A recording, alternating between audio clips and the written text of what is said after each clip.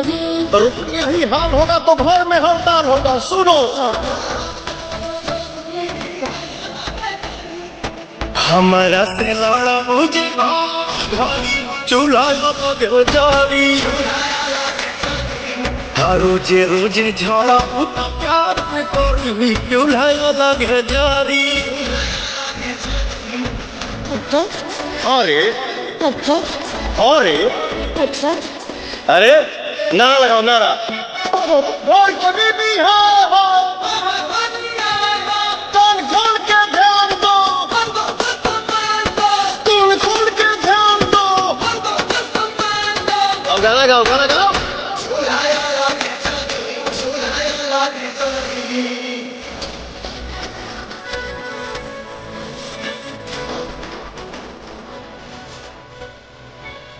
तो चुनिए श्रीमती जी, मैं भी